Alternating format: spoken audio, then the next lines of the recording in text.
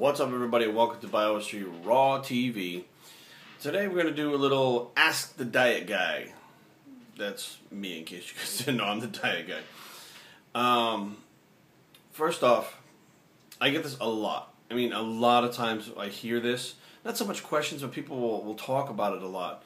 And Marcus Gross hit me up on Twitter, and it made sense when I read his Twitter post that I should probably put this up because I hear so much about it all the time that it's probably a good idea to get it out there to the general public. So Marcus says that he does really well on his diet for a couple days at a time, like 2 or 3 days, and then he just binges.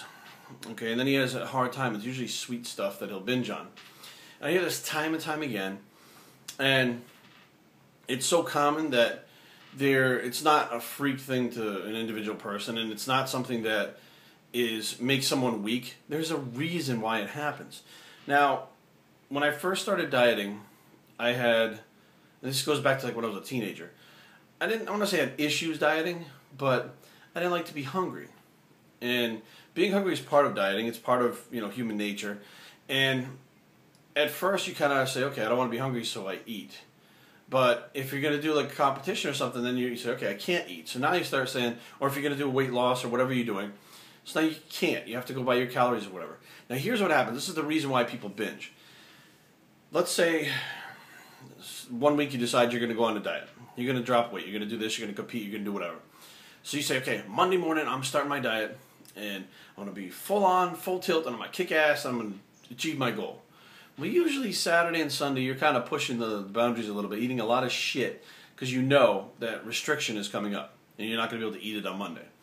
So Monday comes. Now let's just say that your diet consisted of 3,000 calories, typically, during the day. Now you're starting at a 1,500 calorie day diet. You've done the calculations came out to your body weight this, whatever. Now you start an exercise program, you cut your calories down to 1,500. For the first day you're like, hey, this is not so bad, I'm doing good. I didn't eat anything off my diet today, I feel like, I'm moving in the right direction, I feel good about myself. The second day is when it starts to creep in.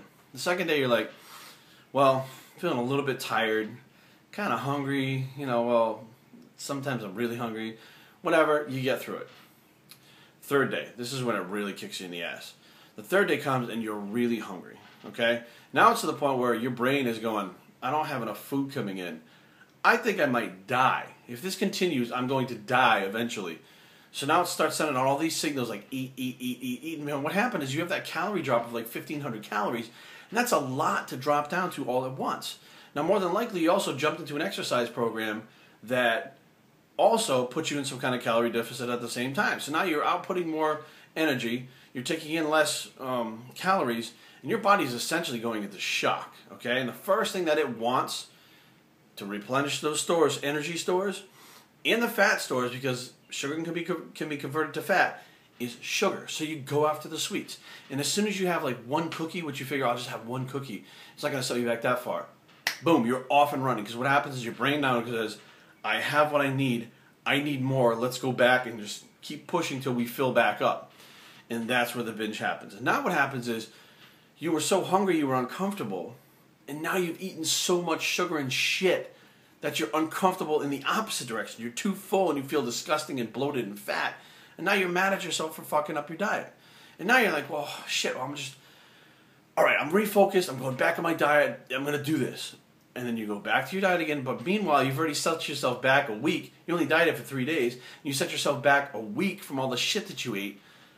And now you're going back on your diet again. What do? You do the same thing. You grab your 1,500 calorie day diet, you go back to the same workouts, and the same thing happens over and over again. Now, if you notice, there's like 7 days in a week. So that time frame, about 3 days, maybe you get through 3 or 4 days, and that's when all of a sudden you binge.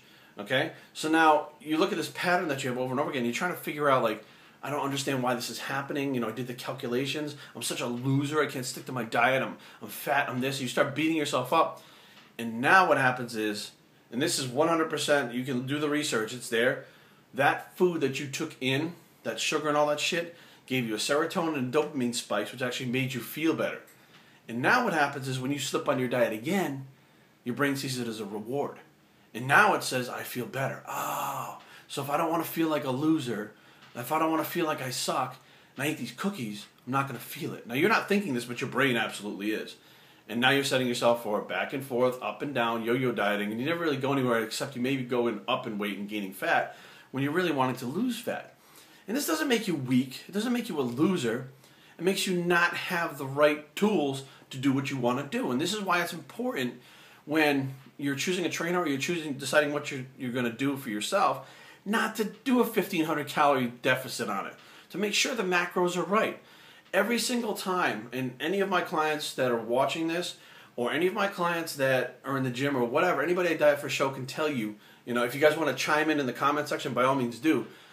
I get your food log, which is what you've been eating before we start working together, and let's per se it's 2,700 calories. We start with 2,700 calories and change the macros. So now the body calorically doesn't have a deficit like that. If we start adding the exercise, that builds the deficit. Okay? Now, I'm not of the big calories in, calories out.